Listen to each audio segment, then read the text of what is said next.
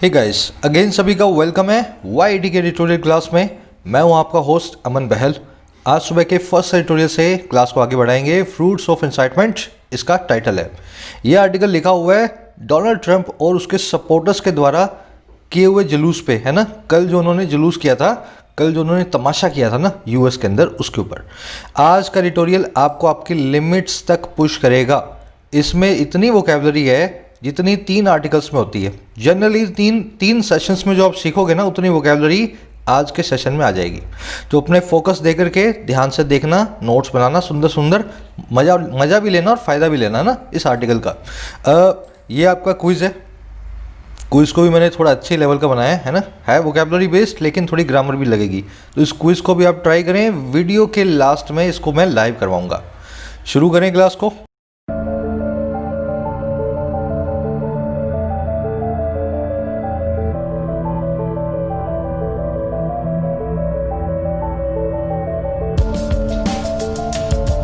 कह रहे fruits of incitement. Incitement का मतलब होता है भड़काना, किसी को उकसाना। फ्रूट का मतलब होता है फल। तो हिंदी में बोलते हैं ना कि मज़ा आया, फल मिला आपको। वही कह रहा है कि फल मिला आपको भड़काने का। लोगों को आपने इतना इंस्टिगेट किया, इतना इंसाइट किया, इतना प्रोवोक किया कि आज वो यूएस की संसद के अंदर जो है जमावड़ा करके खड़े हैं, राइटिंग कर रहे हैं, दंगे कर रहे हैं। तो कह रहे फल मिला इंसाइटमेंट का। अब वो देख वही बात कर रहा है आगे, कह रहा है on the mob attack on US Capitol. बात कर रहा है उन अटैक्स की, उन मॉब अटैक्स की, भीड़ के अटैक की जो हुई हैं यूएस की कैपिटल में, जो हुई हैं यूएस की उस बिल्डिंग में जिसमें यूएस की संसद बैठती है। कैपिटल का मतलब होता है वो बिल्डिंग जहाँ पे किसी देश की सरकार बैठे, है ना, जहाँ से सरकार चलती हो। समझ गए सेंटेंस को। इंसाइटमेंट मतलब भड़काना, इसके 2 सिनोनिम्स हैं, कैपिटल और कैपिटल, CAPITAL और एक TOL। ये मैंने आपको 2-4 दिन पहले ही करवाया था, है ना, एक स्पेशल वीडियो में जहाँ पे मैंने वर्ड्स को अलग अलग करके बताया। तो वहाँ भी मैंने ये सेंटेंस लिखा था, फिर से मैं लिख रहा हूँ ताकि दोनों का आपको फ़र्क मालूम चले। कैपिटल होती है राजधानी, TAL वाली, और कैपिटल होती है, ये भी कैपिटल ही बोला जाता है, ये होती है वो बिल्डिंग जहाँ से सरकार चले, है ना, जहाँ से पार्लियामेंट चले। तो मैं ऐसा बोल सकता हूँ, thousands of protesters were marching towards the national capital to seize the capital। बहुत सारे प्रोटेस्टर्स जो हैं, हजारों प्रोटेस्टर्स मार्च कर रहे थे, बढ़ रहे थे देश की राजधानी की तरफ, ताकि वो सीज कर पाएं वहां की कैपिटल को, वहां की पार्लियामेंट की बिल्डिंग को, है ना। बिल्डिंग को चारों तरफ से घेराव करें। सीज का मतलब होता है घेराव करना। समझ गए। उसी वीडियो में हमने हेवन और हेवन को भी सीखा था, HEAVEN और HAVEN। याद करें और ज़रूर से कमेंट सेक्शन में डालें। मैंने आपको अच्छे समझाया। ये वर्ड्स है ना बहुत परेशान करते हैं, खास करके बिगनर्स को। बार बार इनको रिवाइज करना है और तब तक करना है जब तक इनके बीच का डिफरेंस है ना आपके लिए बच्चों का खेलना हो जाए। तो हेवन और हेवन, इन दोनों में क्या डिफरेंस होता है डालना कमेंट सेक्शन में। वीडियो के लास्ट में जिनको नहीं पता मैं बताऊंगा। और हाँ, अगर आप इस सेशन को सपोर्ट करते हैं, आपको अच्छा लगता है, हेल्पफुल लगता है, तो उसको एक लाइक देना ना भूलें। आपके लाइक से सेशन को बहुत रीच मिलती है ना। चलिए, कह रहे after the Capitol breach the task of building bipartisan consensus is that much harder. कह रहे कैपिटल के ब्रीच के बाद, अमेरिका की संसद की बिल्डिंग के लोगों के अंदर घुस जाने के बाद, है ना, उसके ब्रीच हो जाने के बाद, वायलेट हो जाने के बाद, जो टास्क है ना, जो काम है बिल्ड करने का बाइपार्टिसन कंसेंसस को, 2 तरफा सहमति को। एक तरफ जो बाइडन, दूसरी तरफ डोनाल्ड ट्रंप, दोनों की पार्टियां, दोनों के समर्थक, है ना। कह रहे जब ये काम है ना इन दोनों के बीच में सहमति को लाने का, अग्रीमेंट को लाने का, अब वो और ज़्यादा हार्ड हो गया है, और ज़्यादा मुश्किल हो गया है। समझे सेंटेंस को। तो कह रहे पहले तो हो सकता है वैसे ही मुश्किल था, लेकिन अब जो इन्होंने जुलूस निकाल दिया, तमाशा कर दिया, उसके बाद अब ये दोनों जानी दुश्मन हो जाएंगे, डोनाल्ड ट्रंप और जो बाइडन। बाइपार्टिसन कंसेंसस नहीं आने वाली। अब इसमें देखने वाले वर्ड्स देखेंगे। पहले सेंटेंस का सब्जेक्ट देखें, टास्क एक्वा ब्लू कलर में, और इज इसकी वर्ब है पिंक कलर में। तो इसी तरह से ब्लू और पिंक हर जगह सब्जेक्ट और वर्ब आपके सामने है। बहुत ही जरूरी और वैल्यूएबल एक्सरसाइज है सब्जेक्ट वर्ब को पकड़ना। मैं आपकी हेल्प करता हूं, जरूर से इसको काम को करें। अच्छा, वर्ड कौन सा है? ब्रीच, वायलेशन बोल दो, ट्रांसग्रेशन बोल दो, एनक्रोचमेंट बोल दो। ट्रांसग्रेशन वर्ड को आपने इंडिया चाइना के संदर्भ में बहुत बार सुना होगा, LAC के ऊपर, चाइनीज ट्रांसग्रेशन। अब इसका मतलब मैं समझाता हूं, आपको जिंदगी भर याद रहेगा कैसे बनाए। ट्रांस मतलब पार, एग्रेशन मतलब एग्रेशन मतलब आक्रामकता। आप एग्रेशन तो कर ही रहे हो, और कहाँ कर रहे हो? पार जाके, दूसरे के घर में घुस के। समझ गए मेरी बात को? किसी के घर में भी घुस जाना और एग्रेशन भी दिखाना कहलाता है ट्रांसग्रेशन। इसीलिए इंडिया बार बार बोलता है चाइनीज ट्रांसग्रेशन, चाइना हमारे घर में घुसा है और एग्रेशन भी दिखा रहा है। वही इन्होंने भी किया है, ट्रांसग्रेशन, है ना। ऐसे इस वर्ड को याद रखें। कंसेंसस का मतलब होता है सहमति, इसके लिए वर्ड है यूनानिमिटी। सबका एनिमस यूनो है, सबका दिमाग, एनिमस एक है, यूनानिमिटी है। बाई पार्टीशन का मतलब होता है दो तरफा, इसको बायलैटरल बोल सकते हैं और बाय कैमरल बोल सकते हैं। दिखा देता हूं मैं आपको। Bipartisan, bilateral, bicameral, तीनों का मतलब होता है दो तरफा कोई चीज, है ना, दो पहलुओं वाला सिक्का। अब वक्त है एक समरी का, लेकिन उससे पहले अगर आप एक ऐसे स्टूडेंट हैं जिसको लगता है इंग्लिश की वजह से नैया डूबी हुई है, इंग्लिश की वजह से ही, कट ऑफ क्लियर नहीं होने की वजह से ही मेरा एग्जाम पास नहीं हो रहा, 4 नंबर आते हैं 30 में से, है ना, तो आपको एक काम करना है छोटा सा। आप जाएंगे चैनल के होम पेज पे और इस प्लेलिस्ट को शुरू से लास्ट तक चलाएंगे। देखो ये होम पेज है, नीचे आओ, कंप्लीट इंग्लिश ग्रामर 0 से लेके 30 नंबर तक वीडियो चलाओ, आपकी प्रॉब्लम 4 नंबर वाली दूर हो जाएगी। अचानक से आपके 30 में से 8 नंबर आने लगेंगे, है ना। आगे का रास्ता कैसे तय करना है वो मैं बताऊंगा, पहले अपने बेसिक्स बिल्ड करो। शुरू से लास्ट तक पूरे फोकस से धर्म के साथ इस वीडियो की प्लेलिस्ट को देखना है, आपको मालूम चलेगा कैसे इंग्लिश बनी है, बेसिक्स, है ना। चलो, इसी के नीचे प्रीमियम कंटेंट की 2 प्लेलिस्ट हैं, एसएससी और बैंक्स की। कल मैंने एसएससी वालों के लिए एक पेपर और डाला है, फुल पेपर नहीं है एक्चुअल में, एक बूस्टर है ना, आरसी का। तो इसमें मैं आपको बताता हूँ RC, cloze test, PQRS, sentence arrangement, हर चीज़ को लॉजिक से कैसे करना है। इन वीडियोस को ज्वाइन कर सकते हैं, आप देख सकते हैं मेरे साथ। ज्वाइन करने के लिए, मेंबर बनने के लिए ज्वाइन बटन पर प्रेस करें। आप प्रेस करते हैं, इस वीडियो को प्ले किया करें, आपको बताया जाता है मेंबरशिप में क्या मिलता है ना, क्या क्या चीज़ें आपको मिलती हैं। शुरू करेंगे। समरी ये है कि अमेरिका में कल एक तमाशा हुआ।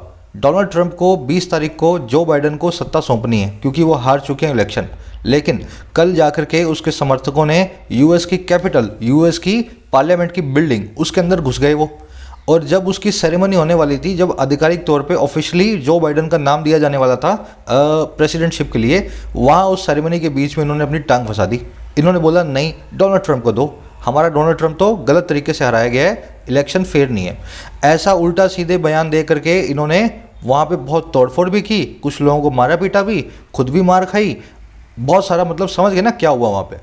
अपना एडिटोरियल क्या कह रहा है? कह रहा है आज तक किसी डेमोक्रेसी के इतिहास में ऐसा नहीं हुआ, और खास करके अमेरिका और इंग्लैंड जैसी डेमोक्रेसीज के ना, वेस्टर्न डेमोक्रेसीज के। तो कह रहे अपने आप में शर्मनाक बात है। अपोलोजेटिक इसकी टोन है, बस शर्मनाक बता रहा है पूरे हादसे को, ठीक है। और भी कई डिटेल्स आएंगी, वो हम आगे देखेंगे, कैसे डोनाल्ड ट्रंप को फेसबुक ने बैन कर दिया, ट्विटर ने बैन कर दिया, वो हम चीज़ें आगे देख लेंगे, है ना। बस ये इसकी समरी है। शुरू करने वाले हैं। आज की टोन है अपोलोजेटिक। जब कोई चीज़ शर्मनाक बात होती है ना, तो अपोलोजेटिक टोन हम जो है यूज़ करते हैं। कह रहा है शुरू कर रहा हूँ। If the history of nations is replete with ironies, nowhere were they more evident than in the US, when the greatest nation on earth became hostage to an ugly attempted coup led by a mob, bearing slogans of support for outgoing President Donald Trump. Sentence में इतनी सारी vocab है, आप ध्यान से देखना, मजा आएगा आपको। कह रहा अगर हिस्ट्री जो है ना, इतिहास जो है नेशंस का, देशों का, कह रहा अगर देशों का इतिहास रिप्लीट है, रिप्लीट का मतलब क्या होता है? फुल है ना, फिल है, भरा हुआ है।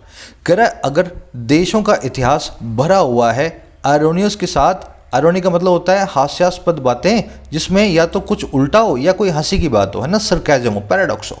तो कह रहा है अगर देशों का इतिहास, दुनिया का इतिहास भरा हुआ है सरकाज़म या आयरोनीज के साथ, है ना। तो कह रहा है nowhere were they more evident, कहीं भी वो और ज़्यादा एविडेंट नहीं थे, ये आयरोनीज कहीं भी और ज़्यादा जाहिर नहीं थी, बजाय जो है यूएस के, अमेरिका के। अच्छा, कब हुआ है काम? जब ग्रेटेस्ट नेशन जो है अर्थ पे, सबसे महान देश जो है अर्थ पे, वो बन गया हॉस्टेज, वो बन गया एक विक्टिम, वो बन गया एक जो है प्रिजनर। और किसका? एक खराब अटेम्प्टेड कू का, एक बहुत ही खराब तरीके से बनाए गए तख्ता पलट का, जिसको लीड कर रहा था, जिसको अगुवाई कर रहा था एक मॉब, एक भीड़। और ये वो वाली मॉब थी जो बेयर कर रही थी, कैरी कर रही थी स्लोगन्स को। और स्लोगन किन के लिए, नारे किन के लिए? सपोर्ट के लिए बाहर जाते हुए यूएस प्रेसिडेंट डोनाल्ड ट्रंप के, ऐसे प्रेसिडेंट के जिसको भी सत्ता को छोड़ना है। समझे सेंटेंस कैसा बना है? फिर एक बार रिपीट करता हूँ, लोड मत लो, सिंपल सेंटेंस है। अगर हिस्ट्री दुनिया की, अगर हिस्ट्री नेशंस की भरी हुई है आयरनीज के साथ, बेवकूफ़ियों के साथ, हास्यास्पद बातों के साथ, तो कह रहा है ये अमेरिका से ज़्यादा और भी कहीं एविडेंट नहीं है। ये अमेरिका से ज़्यादा और भी कहीं जाहिर नहीं है, नोवेयर, कहीं भी नहीं। अच्छा कैसे, कब? कह रहे जब देश, दुनिया की सबसे ग्रेटेस्ट नेशन, दुनिया की सबसे ज़्यादा महान जो है देश, वो बन गया विक्टिम या हॉस्टेज एक बहुत ही खराब तख्ता पलट का। और वो तख्ता पलट, वो कू जिसको एक भीड़ अगुवाई कर रही थी, और वो वाली भीड़ जो स्लोगन्स को बेयर कर रही थी, कैरी कर रही थी, उन नारों को साथ में लेके आई थी जो थे सपोर्ट में एक ऐसे प्रेसिडेंट के, डोनाल्ड ट्रंप के, जो आउट गोइंग है, जिसको आज या कल में सत्ता को छोड़ना है। अब समझे? देखो सब्जेक्ट वर्ब नहीं पकड़ा, ये सेंटेंस को आप कैसे भी नहीं समझ सकते। हिस्ट्री की वर्ब है इज, दे की वर्ब है वर, ग्रेटेस्ट नेशन की वर्ब है बिकेम। अब वर्ड्स देखेंगे सारे के सारे। रिप्लीट, रिप्लीट का मतलब होता है भरा हुआ। खूबसूरती की बात बताता हूं मैं, रिप्लीट के जितने भी सिनोनिम है ना, सबके साथ में विद आता है, जैसे रिप्लीट के साथ में आता है। रिप्लीट विद मतलब भरा हुआ, टीमिंग विद मतलब भरा हुआ, अबाउंड मतलब भरा हुआ, फिल्ड विद मतलब भरा हुआ, ब्रिमिंग विद मतलब भरा हुआ। ब्रिमिंग का मतलब होता है एकदम ग्लास जो है ना ऊपर तक भर देते हो ना ग्लास को पानी से या किसी भी चीज़ से, बस वो गिरने वाला हो, तब वो वक्त हो जाता है ब्रिमिंग होने का। समझ गए ना? मतलब ग्लास जो है ऊपर तक भरा हुआ है। तो इसी तरह से भरे हुए के सब सिनोनिम है और सब अपने साथ में विद लेते हैं, फुल ऑफ को छोड़ के। तो ये सारे सिनोनिम ध्यान करना, इनमें से एक दो तो आ भी जाएंगे एडिटोरियल में ही। तो रिपीट वर्ड हो गया आपका। हॉस्टेज होता है मतलब प्रिजनर, कैप्टिव या विक्टिम, है ना? हॉस्टेज का मतलब होता है बंदी। तो ये कंट्री बंदी बनी, हॉस्टेज बनी, विक्टिम बनी इस कू की। कू का मतलब होता है तख्ता पलट, इसको कूप ना बोले, है ना? कूप ना बोले, कू होता है कू, पी साइलेंट होता है। इसका मतलब होता है तख्ता पलट या ओवरथ्रो। बेयर करने के 3-4 मीनिंग होते हैं। किसी बच्चे को जन्म देने को भी बेयर करना कहते हैं, किसी को सहने को भी बेयर करना कहते हैं, और किसी चीज़ को कैरी करने को भी बेयर करना कहते हैं। तो यहाँ पे स्लोगन्स को कैरी किया जा रहा था, अपने साथ में लाया गया था। देखने वाली चीज़ है यहाँ पे नोवेयर के बाद में इन्वर्जन हुआ है। कल रात को ही मैंने कम्युनिटी पोस्ट में इन्वर्जन की वीडियो डाली थी। मैंने आपको 10 ऐसे वर्ड्स बताए, जहाँ भी वो आपको दिख जाएं किसी क्लोज की शुरुआत में, उस क्लोज में इन्वर्जन हो जाएगा। उन्हीं में नोवेयर भी लिखा हुआ है ना? जैसे ही शुरू में हार्डली आ जाए, बेरली आ जाए, स्केर्सली आ जाए, नोवेयर आ जाए, ओनली इफ आ जाए, ऐसे वर्ड्स आ जाएं तो आपको सेंटेंस को इन्वर्ट कर देना है। तो देखो यहाँ पे दे से पहले इन्वर्जन हुआ है, वर्ब को दे से पहले रखा गया। सब चीज़ें क्लियर? कितना कुछ है इस सेंटेंस में ना। चलो, कह रहा on Wednesday hundreds of them stormed the Capitol building as police appeared to be overwhelmed, and members of Congress who were gathering to certify the results of 2020 presidential election cowered behind benches or were evacuated। कह रहे Wednesday को, बुधवार को हुआ क्या? बहुत सारे hundreds of them, है ना, सैकड़ों इनके, कौन से? भीड़ वाले लोग। कह रहे सैकड़ों सपोर्टर्स भीड़ वाले स्टॉर्म कर गए, तूफान की तरह घुस गए। और कहाँ पे? कैपिटल बिल्डिंग में। स्टॉर्म का मतलब होता है तूफान, और वर्ब फॉर्म में मतलब होता है तूफान की तरह घुस जाना कहीं पे। तो इन्होंने हमला कर दिया, ये तूफान की तरह घुस गए कैपिटल बिल्डिंग में। और जैसे ही पुलिस ने अपीयर हुई, पुलिस कैसे अपीयर हुई? ओवरहेम्ड होती हुई। जब आप ओवरहेम्ड होते हो तो आप किसी चीज़ से पीछे हो जाते हो, या तो आपके सामने वाले लोग नंबर में ज़्यादा है, या आपके सामने वाले लोग वजन में ज़्यादा है। तो पुलिस को क्या फील हुआ? अपीयर हुई पुलिस कि ये जो है आउट नंबर हो गए हैं सामने वाले लोगों के सामने, ये थोड़े से दबाव में आ गए हैं। और जो कांग्रेस के मेंबर्स थे, वहाँ के नेता मंत्री थे, जो गैदर हुए थे, गैदर कर रहे थे कि वो सर्टिफाई करें 2020 के इलेक्शन रिजल्ट को, प्रेसिडेंशियल इलेक्शन को, वो कवर करके वो जा करके छुप गए। और किसके पीछे? बेंचेस के पीछे। और या फिर उनको इवैक्यूएट किया गया, उनको महफूजियत के साथ, है ना, उनको सेफली उनको वहाँ से निकाला गया पुलिस के द्वारा। समझ गए सेंटेंस को? तो वेडनेसडे को ये घुस गए बिल्डिंग में, पुलिस दिखी दबाव में आती हुई, और कांग्रेस के मेंबर्स जो थे, जो गैदर हुए थे 2020 के इलेक्शन को सर्टिफाई करने के लिए रिजल्ट्स को, वो छुप गए बेंचेस के पीछे, और या फिर उनको खाली वहाँ से इवैक्यूएट किया गया, सेफली उनको वहाँ से निकाला गया। अब इस सेंटेंस में देखने वाली चीज़ें, सब्जेक्ट वर्ब आप मिला लेना। हंड्रेड्स ऑफ देम की वर्ब है स्टॉर्म्ड, पुलिस की वर्ब अपीयर्ड, हु की वर्ब है वर गैदरिंग, और यहाँ पे हु की दूसरी वर्ब है कवर्ड, और तीसरी वर्ब है वर। एक सब्जेक्ट एक से ज़्यादा वर्ब्स भी ले सकता है अगर आप उन वर्ब्स को कॉमा और या एंड से मिला दें। तो पहली वर्ब, दूसरी वर्ब कॉमा के बाद, तीसरी वर्ब और के बाद, ठीक है ना? ये हु की वर्ब है तीनों की तीनों। अब वर्ड्स देख लो। ओवरहैंड का मतलब होता है बोझिल फील करना, है ना? आपसे सामने वाला नंबर में ज़्यादा हो या दबाव में ज़्यादा हो, वजन में ज़्यादा हो, तो आपको ओवरहैम हो जाता है ना? अच्छा, कावर्ड का मतलब होता है, ये वर्ड बना है कावर्ड से। कावर्ड का मतलब होता है डरपोक, है ना? कावर्ड से ही हमने वर्ड बनाई है कावर्ड। अगर एक कावर्ड है, वो क्या करता है? कावर करता है। कावर्ड एक डरपोक आदमी होता है जो कि छुप जाता है थोड़ी सी भी मुसीबत आने पे। तो जैसे ही आप कावर्ड वर्ड को याद करें, वहाँ से कावर्ड वर्ब को रिलेट कर लें। कावर्ड वर्ड पे एक छोटा सा ग्रामर रूल भी है। She is a coward girl.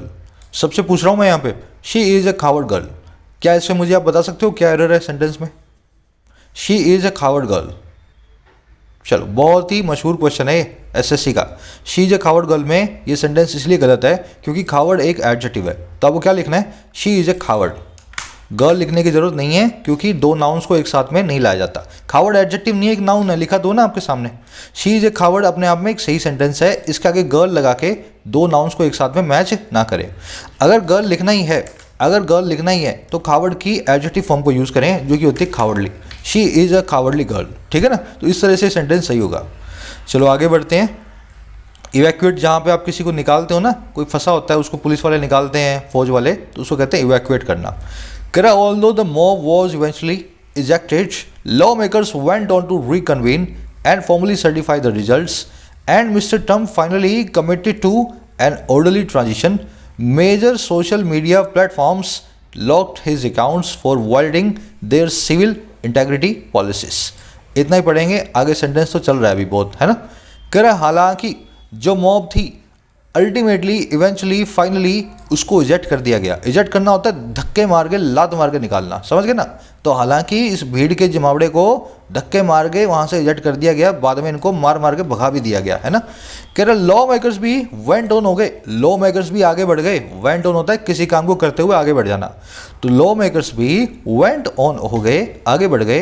रिकन्वीन करने के साथ, रिकन्वीन होता है फिर से मिलना, फिर से कन्वेंशन करना, फिर से असेंबल होना। तो लॉ मेकर्स भी फिर से असेंबल हुए और फॉर्मली उन्होंने सर्टिफाई भी कर दिया रिजल्ट्स को। कह रहा है हालांकि ये सब काम हो गया और मिस्टर ट्रम्प भी फाइनली कमिट टू कर गए। ट्रम्प साहब ने भी वादा कर दिया, मैं सिस्टमैटिकली सलीके के साथ ऑर्डरली ट्रांजिशन करवाऊंगा, सत्ता के हस्तांतरण को देखूंगा, शिफ्ट करवाऊंगा, ट्रांसफर ऑफ पावर करवाऊंगा। कह रहे ये सब कुछ हो गया, हाल ऑल दो, है ना, ऑल दो, फिर भी हुआ क्या? बड़े बड़े सोशल मीडिया प्लेटफॉर्म्स है ना, बड़े बड़े जो कि फेसबुक है, ट्विटर है, इंस्टाग्राम है, इन्होंने लॉक कर दिया इस ट्रंप के अकाउंट्स को। और क्यों? क्योंकि इसने वॉयलेट किया था, ब्रीच किया था, ट्रांसग्रेस किया था। और किनको? उनके सिविक इंटेग्रिटी पॉलिसीज को। हर प्लेटफॉर्म की कुछ पॉलिसीज होती हैं। सिविक इंटेग्रिटी वो पॉलिसीज हैं जिसके अंदर नागरिकों की इंटेग्रिटी को बनाए रखने का वादा करती हैं ये प्लेटफॉर्म्स। तो इन्होंने बोला ट्रंप जैसा आदमी जो है हमारी इन पॉलिसीज को वायलेट करता है, इसका तो अकाउंट ही ब्लॉक करेंगे हम। इसमें आगे बताया वो कौन सी पॉलिसीज हैं? करें नेमली inciting violence with months of contentious posts that made baseless allegations about electoral fraud। कह रहा नेमली मतलब अगर उनका नाम लिया जाए, खास कर, कह रहा खास कर है वो इंसाइट करने वाली वायलेंस को, भड़काने वाली हिंसा को। और कैसी? महीनों की कंटेंशियस पोस्ट के साथ, महीनों की कंट्रोवर्शियल लड़ाई झगड़े वाली पोस्ट के साथ, जो कि बनाती थी बेसलेस एलिगेशन को, बिना बेस के आरोपों को, और जो थे इलेक्टोरल फ्रॉड्स के। देखा सेंटेंस कितना लंबा है? देखो यहाँ से लेके यहाँ तक है।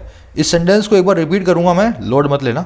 हालांकि मॉब को इवेंचुअली या फाइनली वहाँ से भगाया गया, फिर भी लॉ मेकर्स जो हैं वेंट ऑन भी हो गए कि वो फिर से मिलें और फॉर्मली 2020 के रिजल्ट को सर्टिफाई करें, है ना, उन पे अपनी मोहर लगाएं। और ट्रंप भी मान गया, कमिट टू कर गया कि मैं ऑर्डरली ट्रांजिशन करवाऊंगा, अब ये झगड़ा तमाशा नहीं करूंगा, सही सिस्टमेटिकली अपनी सत्ता को जो बाइडेन को दे दूंगा। कह रहा हालांकि ये हो गया, फिर भी क्या हुआ? बड़े बड़े प्लेटफॉर्म्स जो है ना उन्होंने लॉक कर दिया ट्रंप के अकाउंट को वॉयलेट करने के लिए उनकी इस टाइप की पॉलिसीज को, जिसमें नागरिकों की इंटेग्रिटी को बनाए रखने का वादा करती हैं, है ना। अब देखो ये कैसे पॉलिसीज को वॉयलेट हुआ, खास करके वो वाली जैसे इंसाइट करना है वॉयलेंस को कई महीनों की कंटेंशियस पोस्ट के साथ, जो ट्रंप बार बार बेसलेस एलिगेशंस के साथ बनाता था, है ना। और ये एलिगेशन होती थी इलेक्टोरल फ्रॉड की, इलेक्शन में धांधली की। तो कह रहे ये बार बार है ना ऐसी पोस्ट करता आ रहा है कई महीनों से, इसी वजह से आज धांधली के नाम पे ये जो है ना फ्रॉड के नाम पे ये पूरी मॉब इकट्ठी हुई है। अब समझे सेंटेंस को? कितने सारे सब्जेक्ट हैं देख लो, मॉब की ये वाली वर्ब है, लॉ मेकर्स की ये वाली वर्ब है, ट्रंप की कमिटेड टू वर्ब है, मीडिया प्लेटफॉर्म्स की लॉक्ड वर्ब है, दैट की मेड वर्ब है। तो ये पढ़ना बहुत जरूरी है इसी तरीके से। अब इसमें देखने वाले वर्ड्स देखेंगे। पहली चीज़ तो ग्रामर रूल है, छोटा सा मैंने लिखा नहीं है। ऑल्दो के साथ में देखो, ऑल्दो के साथ में सब काम हुए हैं, है ना। जब भी ऑल्दो के साथ में दूसरा क्लोज लगे, आप आजकल येट को नहीं लिखते हैं, एग्जाम में क्वेश्चन आ रहे हैं ऐसे, ऑल्दो के साथ में येट को ना लगाएं। 99% केसेस में ऑल्दो के साथ में येट नहीं आता। तो यहाँ पे आपकी इच्छा हो सकती है येट लगा दूं, पर वो ऑल्दो के अंदर लगा हुआ ऑलरेडी, येट का मतलब होता है फिर भी। तो ऑल्दो के बाद में सेकंड क्लोज में येट का यूज़ 99% केसेस में ना किया जाए। 1% केसेज में होता है, वो कभी बता दूंगा कहाँ करना है। रिकन्वीन करने का मतलब होता है फिर से मिलना, रीमीट करना, रीअसेंबल करना या रीयूनाइट होना। ये सब कन्वीन के सिनोनिम है, मीट, असेंबल, यूनाइट। तो हमने री लगा के सबको सिनोनिम बना दिया एक दूसरे का। ऑर्डरली मतलब तरीके से, ट्रांजिशन मतलब बदलाव, शिफ्ट, कंटेंशियस मतलब लड़ाई झगड़े वाला। लड़ाई झगड़े वाले के लिए दो वर्ड्स अपने पास, बेलिजरेंट और बेलिकोस। दोनों बेल रूट से बने हैं, खबरी में मैंने करवाई थी। बेल का मतलब होता है वॉर, तो बेलिजरेंट मतलब लड़ाई खोर, बेलिकोस मतलब लड़ाई खोल, क्वारसम मतलब लड़ाई खोर, है ना, कंटेंशियस। चलिए आगे बढ़ें। The immediate trigger for the mob said to have been methodically planned online via social media was the surprise victory of two Democratic candidates, Raphael Warnock and John Ossoff, in the January 5th runoff election in Georgia. अब ये कारण बता रहा है कैसे ये भीड़ भड़की, अचानक से इनको कैसे भड़कने का सपना आया। कह रहे जो इमीडिएट ट्रिगर था, जो हाथों हाथ आने वाला कारण था। ट्रिगर क्या होता है, कोई चीज़ को एकदम भड़का देना, वो चीज़ कहलाती है ट्रिगर। तो कह रहे हाथों हाथ भड़काने का जो कारण था ना इस मॉब का, जो कि ऐसा भी कही जाती है मैथोडिकली प्लान थी सोशल मीडिया के द्वारा। ये मॉब सिस्टमेटिकली मैथोडिकली इसको प्लान किया गया था सोशल मीडिया के जरिए। कह रहे ये जो ट्रिगर था ना इस मॉब का, इस खास टाइप की मॉब का, कह रहा वो था एक सरप्राइज विक्ट्री, एक अचानक से आने वाली जीत दो डेमोक्रेटिक कैंडिडेट्स की। पहले का नाम ये और दूसरे का नाम ये। जनवरी 5 के रन ऑफ इलेक्शन में जॉर्जिया के अंदर। रन ऑफ क्या होता है, जैसे इंडिया में बाई इलेक्शन होते हैं वहाँ पे रन ऑफ इलेक्शन बोलते हैं। तो जॉर्जिया में बाई इलेक्शन हुए होंगे, दो कैंडिडेट सरप्राइज विक्ट्री उनकी हुई, इस वजह से मॉब जो है भड़की थी। समझ गए। ट्रिगर का वर्ब है वॉज, ट्रिगर था वॉज, है ना, ट्रिगर ये था, ये वॉज के बाद में बताया गया है। आगे बढ़े, लंबे लंबे सेंटेंस पर ध्यान से पढ़ोगे तो ईजी है। कह the election was necessitated by the fact that no candidate won 50% of the popular vote in the November 3rd general election. कह रहा ये इलेक्शन नेसेसिटेट हुआ, ये इलेक्शन जरूरी हुआ।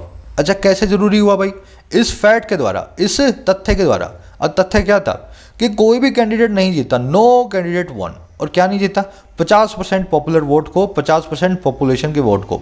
और कहाँ पे, नवंबर 3 के जनरल इलेक्शन में। तो वहाँ पे इलेक्शन रद्द हो जाते हैं अगर किसी को भी 50% इलेक्टोरल कॉलेज में वोट्स ना मिले। तो किसी को भी इन दोनों सीटों पे 50% वोट नहीं मिले थे, इसलिए रन ऑफ इलेक्शन करवाया गया, बाई इलेक्शन हुआ, इस वजह से इलेक्शन जरूरी हो गया था। समझ गए। इलेक्शन की वर्ब है वॉज नेसेसिटेटेड, पैसिव वॉइस में। नेसेसिटेट का मतलब होता है टू मेक समथिंग नेसेसरी। चलिए आगे बढ़ेंगे। कह रहे their win gives democratic 50 states in the state which is tantamount to control of the upper chamber of the Congress because the incoming Vice President Kamala Harris will cast a deciding vote in a tie.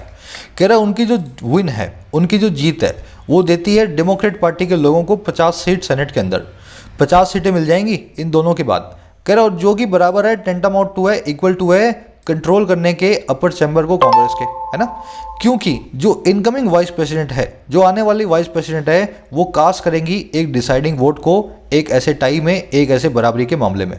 तो कह रहे अब इस victory के बाद, इन दोनों लोगों की विक्ट्री के बाद अब कमाला हैरिस का वोट बाकी है, जिसके बाद से इनको अपर चैम्बर के अंदर कंट्रोल मिल जाने वाला है डेमोक्रेटिक पार्टी को, डेमोक्रेट्स की पार्टी को। ठीक है। इसमें देखने वाला वर्ड है tantamount टू, ये भी मैंने खबरी पे किया हुआ है, बहुत पहले करवाया, आपको याद होगा। tantamount to is equal to be equal to, है ना। मैं ऐसा बोलूँ, failing an exam is not tantamount to failing in life. एक एग्जाम में फेल होना इक्वल नहीं है, tantamount नहीं है, समकक्ष नहीं है, बराबर नहीं है जिंदगी में फेल होने के, है ना। तो ये tantamount टू का मैंने सही और करेक्ट जो है ना यूज़ किया है। ठीक है ना। tantamount का मतलब होता है इक्वल टू, वैसे ही आप tantamount को इक्वल टू की जगह भी लिख सकते हो। कास्ट का मतलब होता है डालना, वोट्स को डालना, है ना। कास्ट पे आपको याद आ जाना चाहिए सभी वो इंपॉर्टेंट वर्ब्स जिनकी फॉर्म्स चेंज नहीं होती हैं। कास्ट है ना, कास्ट, इसकी तीनों फॉर्म एक ही होती हैं, कास्ट कास्ट कास्ट। कभी भी कास्टेड नाम की वर्ब आप नहीं देखोगे स्टैंडर्ड इंग्लिश में। तो इसको देखते ही आपको वो 10 वर्ब्स याद आ जानी चाहिए। इनफैक्ट मैंने 20 करवाई हैं आपको, जिनको कभी भी फॉर्म चेंज नहीं करना होता है, लेकिन हम उनको कन्फ्यूजन के लिए, कन्फ्यूजन के चक्कर में कर देते हैं। तो याद करें सबके सब लोग, अपने नोट्स को देखें, आपका रिविजन हो जाएगा। चलिए आगे बढ़ते हैं। ये कमला हैरिस हैं, पर ये अपने आप को कमाला बोलती हैं, तो मैंने भी कमाला बोल दिया, ये खुद भी कमाला ही बोलती हैं अपने आप को, है ना। करे टू से that the incoming and 46th US President Joe Biden has a tough job on his hands after his inauguration on January 20th would be an understatement. कह रहा है ऐसा कहना, टू से, ऐसा कहना कि जो इनकमिंग प्रेसिडेंट है 46वां, जिसका नाम है जो बाइडन, उसके पास एक बहुत ही टफ जॉब है, उसके पास आगे चल के एक बहुत ही मुश्किल काम है ऑन हिज हैंड्स, अपने हाथों में। और क्या है, कब, जब उसका इनॉग्रेशन होगा, आफ्टर हिज इनॉग्रेशन, जब उसको सत्ता मिलेगी। और कब, जनवरी 20 को। कह रहे ये बात कहना कि जो बाइडन के पास बहुत बड़ी चुनौतियां हैं जनवरी 20 के बाद, कह रहे ये बात कहना ना वुड भी होगा एक अंडरस्टेटमेंट, अपने आप में एक बहुत ही छोटी सी ओछी सी बात। कह रहे ये कहना मतलब आपने मजाक कर दिया, इस टफ जॉब से तो बहुत ज़्यादा कुछ करना है उसको, है ना। टफ जॉब कहना खाली अपने आप में बहुत हल्की बात हो जाएगी इस चीज़ को। टू से की वर्ब है, इन्फिनेटिव की यहाँ पे वुड भी। कभी कभी इन्फिनेटिव भी सब्जेक्ट का काम करते हैं, ऑब्जेक्ट बन जाते हैं, जैसे इस केस में, है ना। यहाँ पे जीरन भी रख सकते थे आप, सेइंग, ज़्यादा फर्क नहीं होता, फिर भी थोड़ा सा फर्क होता है दोनों में। इनॉग्रेशन मतलब स्टार्टिंग, कमेंसमेंट, जब इनका इनॉग्रेशन होगा तब मतलब है इनको राज्याभिषेक किया जाएगा इनका, है ना। अंडरस्टेटमेंट मैंने आपको बता दिया, ऐसी स्टेटमेंट जो कि तथ्य से बहुत हल्की हो, है ना, फैक्ट से बहुत हल्की हो। इसका बिल्कुल उल्टा होता है ओवर स्टेटमेंट, जब आपने छोटी सी बात को बढ़ा चढ़ा के बता दिया तब ओवर स्टेटमेंट कहलाती है। कह the sheer viciousness of January 6 mob attack and more than 2 months of hateful vitriol online and offline following the 2020 election is a proof that political America is deeply polarized। लंबा sentence है, इतना ही पढ़ेंगे। कह रहे share, जो नेरा viciousness आया, viciousness का मतलब होता है खूंखारपना, दरिंदगी, एकदम जो है ना वाइल्डनेस। तो कह रहे जो दरिंदगी, ब्रुटैलिटी दिखाई गई है, नेरी ब्रुटैलिटी, शेयर मतलब प्योर या नेरा, और किसमें, जनवरी 6 के मॉब अटैक में। तो कह रहे जो नेरी ब्रुटैलिटी हमने देखी है, और क्या चीज़, 2 महीने से ज़्यादा हेटफुल विट्रियोल के, नफरत भरे बिटरनेस के, कड़वाहट के, ऑनलाइन भी देखें और ऑफलाइन भी देखें। और कब, 2020 के इलेक्शन के बाद। कह रहे ये दोनों चीज़ें जो है ना, ये दोनों चीज़ें जो हैं, ये प्रूफ है, इज प्रूफ, ये प्रूफ है। और क्या प्रूफ है, दैट वो ये कि सियासी अमेरिका जो है, राजनीतिक अमेरिका जो है, वो डीपली पोलराइज्ड है, बहुत ही गहरे रूप में ध्रुवीकृत है। वहाँ पे बाइडन और जो है ट्रंप, दोनों के लिए जान देने वाले लोग वहाँ पे तैयार हैं। और कैसे है ये, इस तरह से कैसे है ये, ब्रिम होते हुए, भरा हुआ होते हुए, रिप्लीट होते हुए, टीमिंग विद करते हुए, फिल्ड विद करते हुए, एंगर, गुस्से के साथ, और डिसइंटेंशमेंट के साथ, डिसअपॉइंटमेंट के साथ। और किस पे, ग्राउंड रियलिटीज़ पे, आज की डेट में वहाँ पे जो ज़मीनी हकीकतें हैं उनके ऊपर। समझ गए ना। तो कह रहे इस विशियसनेस और 2 महीने का जो कड़वाहट है वो हमें यही बताती है कि अमेरिका बहुत ज़्यादा पोलराइज्ड है, ध्रुवीकृत है, और भरा हुआ है एंगर के साथ और फ्रस्ट्रेशन के साथ, डिसअपॉइंटमेंट के साथ, वहाँ की ग्राउंड रियलिटीज़ के ऊपर। आज जो कंडीशन वहाँ पे है, लोग बहुत ज़्यादा फ्रस्ट्रेटेड है। अब इस सेंटेंस पे देखने वाली चीज़, वर्ड्स देख लेना। विशियसनेस मतलब खूंखारपना, विट्रियोल मतलब कड़वाहट, हेटफुलनेस, है ना। फॉलोइंग मतलब बाद में, पोलराइज मतलब ध्रुवीकृत, जैसे हिंदू और मुस्लिम हो जाता है ना, वो पोलराइजेशन होता है, ध्रुवीकरण होता है। ब्रिमिंग विद ऊपर आया था, रिप्लीट विद, वही ब्रिमिंग विद उसका सिनोनिम है, भरा हुआ किसी चीज़ से। ये सब सिनोनिम है एक दूसरे के, और सब अपने बाद में विद प्रपोजिशन को फिक्स लेते हैं। डिसइंटेंशमेंट का मतलब होता है डिसअपॉइंटमेंट या फ्रस्ट्रेशन, आपके अंदर का जो गुस्सा या आपके अंदर की, समझ गए ना, फ्रस्ट्रेशन। अब इसमें एक चीज़ है देखने वाली, यहाँ पे 2 चीज़ें हैं सेंटेंस के सब्जेक्ट के अंदर, लेकिन वर्ब है सिंगल। शेयर विशियसनेस और जो है मोर देन 2 months ऑफ विट्रियोल, है ना। 2 सब्जेक्ट सिंगुलर वर्ब लेके बैठे हैं। या तो ये गलती है, या फिर ये कंपाउंड सब्जेक्ट के रूल को फॉलो कर रहे हैं। देखो ऐसा कोई रूल है नहीं कि ये दोनों चीज़ें सिंगुलर ट्रीट होती हैं, जैसे दूसरी कई चीज़ें हमारे पास जो सिंगुलर ट्रीट होती हैं, जिसमें मैं बता देता हूँ आपको। 1 सेकेंड रुक जाओ। जैसे आपके पास वर्ड्स हैं time and tide, time and tide, ठीक है। जैसे आपके पास वर्ड्स है bread and butter, bread and butter, science and technology. ये बार बार जो पूछे ना एग्जाम में, वही बता रहा हूँ, बहुत सारे ऐसे अपने पास। टेक्नोलॉजी, है ना। Cart and carriage, cart and carriage, shellings, shellings and death. Shelling का मतलब गोलीबारी, डेथ का मतलब मौत, है ना। ड्रिंकिंग एंड ड्राइविंग भी है, ये दोनों जीरन मिले हुए हैं, ड्रिंकिंग एंड ड्राइविंग। ये सब के सब ऐसे फ्रेज हैं जो एक साथ एक ही आइडिया को दिखाते हैं, और अपने पास सिंगुलर वर्ब ले लेंगे। इन सब के बाद में आप इज लगा सकते हो, वॉज लगा सकते हो, हैज लगा सकते हो, ठीक है ना। या तो ये इसको फॉलो कर रहा है, पर ऐसा कोई रूल अपने पास है नहीं, तो इसने अपने आप से ही इनको इसका एक पार्ट मान लिया, इस वजह से इसने इसको यूज़ किया। समझ गए ना। इसने इनको एक सिंगुलर आइडिया माना है, एक बेसिक सिंगुलर सा आइडिया माना है, कॉमन आइडिया दोनों चीज़ों को, इस वजह से इस नाम की वर्ब को यूज़ किया है। लेकिन ऐसा कोई रूल अपने पास नहीं है, मेरे हिसाब से यहाँ पे आर वर्ब को यूज़ किया जाना चाहिए था।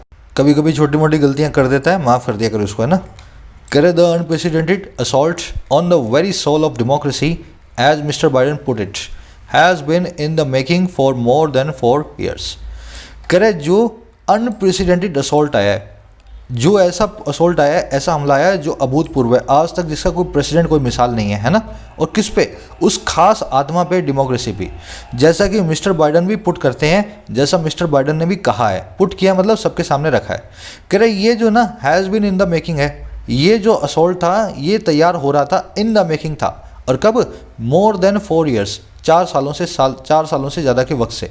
तो ये आज की बात नहीं है, जब से ट्रंप आया है तब से ही ये वाला काम जो है तैयार होने ही वाला था। ट्रंप जैसे ही जिस दिन गद्दी पे बैठा था, हमें पता लग गया था इस तरह की चीज़ें हो गई होंगी, समझ गए ना।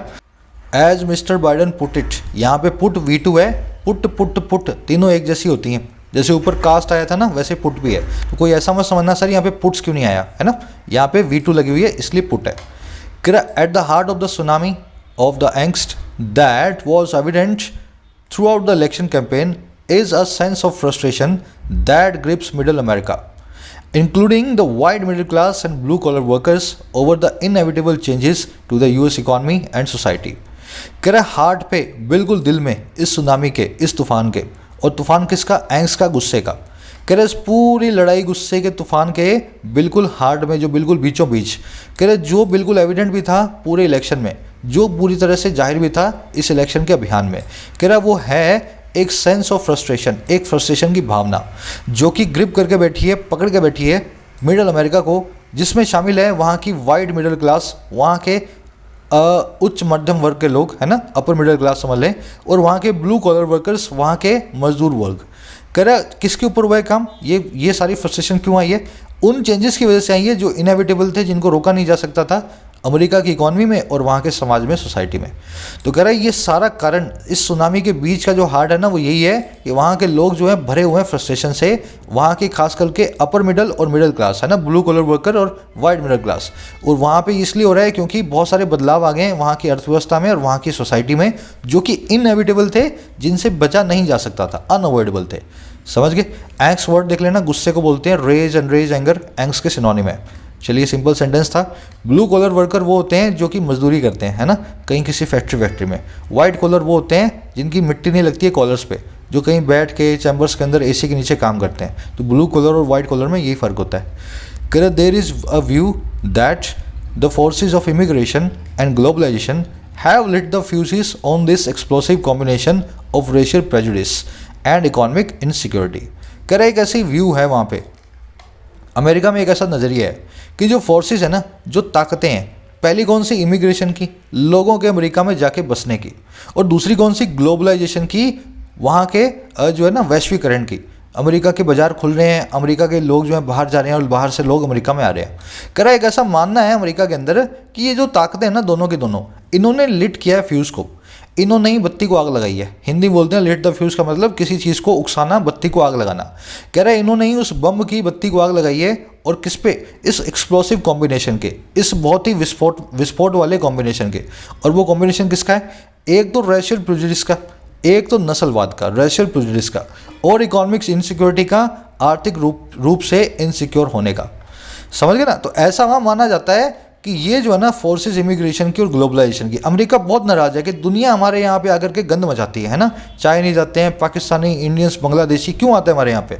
कह रहे इसी व्यू के कारण वहाँ पे, इसी व्यू ने वहाँ पे बत्ती को भड़काया है, इस आग को लगाया बम की। और बम ये था इन दोनों चीज़ों की कॉम्बिनेशन का, एक तो नस्ल भेद का, और वहाँ पे इकोनॉमिक इनसिक्योरिटी आ गई है। लोगों को लगता है हमारी नौकरी तो इंडियन चाइनीज़ खा गए, समझ गए। अब इसमें देखने वाले वर्ड्स देखो।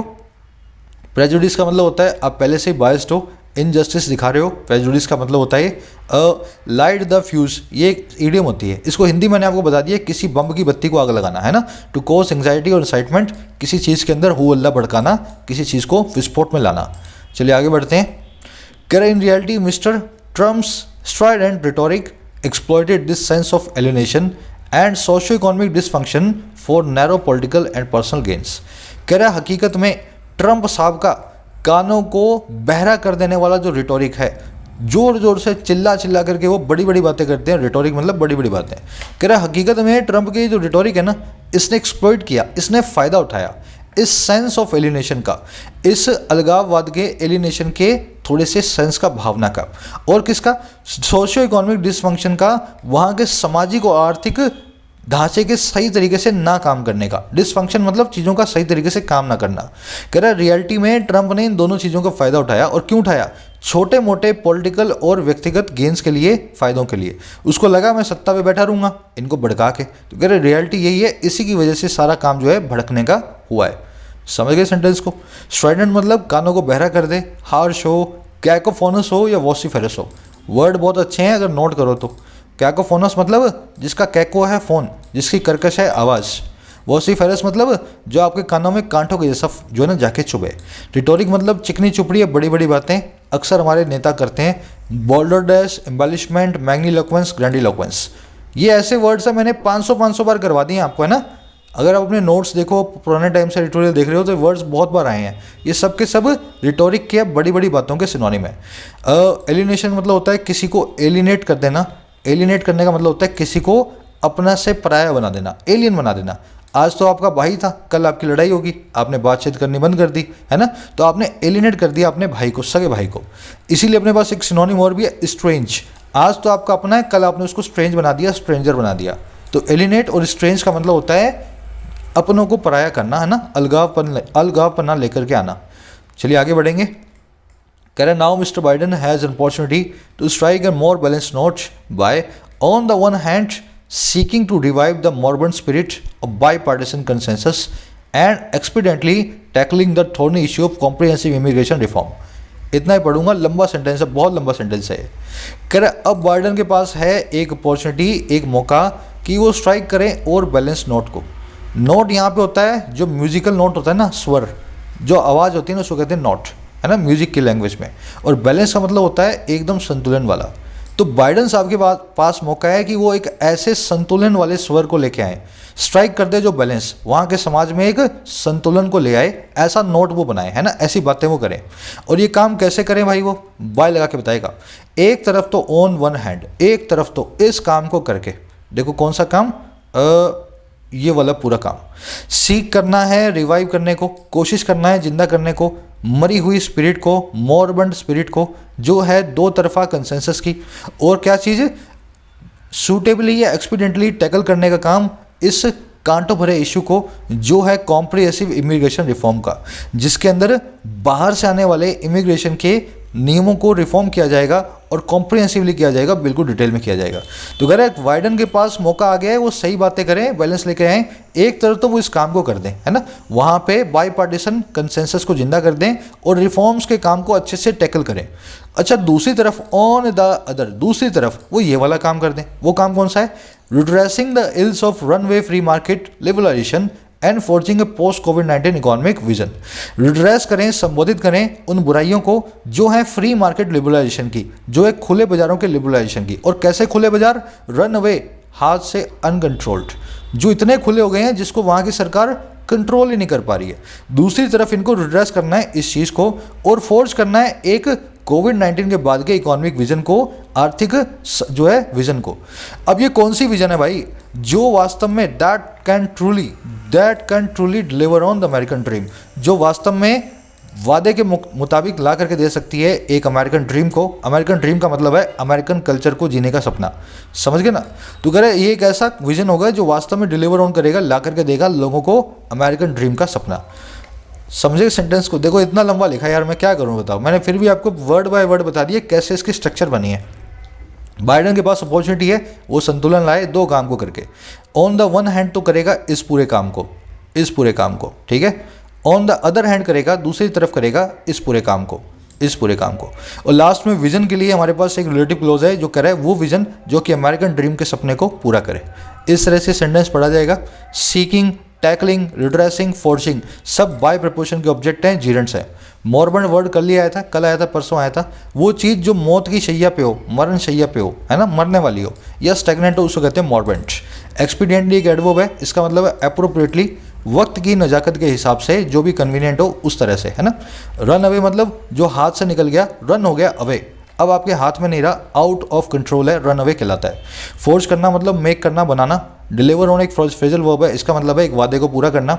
थॉर्नी मतलब जिसमें थॉर्न्स हो, जिसमें कांटे हो, ऐसी चीज़ जो कंटेंशियस भरी हो, कंट्रोवर्शियल हो, लड़ाई खोर हो, थॉर्नी इशू होते हैं वो वाले। हो गया सब। आ जाओ एक सारे के सारे एक लाइक दे देना वीडियो को, आ जाओ अपने क्विज के ऊपर। अच्छा एडिटोरियल है आज का, ध्यान से वोकैबुलरी इसकी करोगे ना तो बहुत सारे, मेरे ख्याल से इसमें 100 वर्ड्स आपके कंप्लीट हो जाएंगे मोटे मोटे, है ना। 100 नहीं तो 50 तो हो ही जाएंगे। तीनों ही अच्छे अच्छे लेवल के क्वेश्चंस हैं। पहले इजी वाला करेंगे। Which of the following is opposite to the phrase brimming with? इनमें से कौन सा ब्रिमिंग विद का ऑपोजिट है?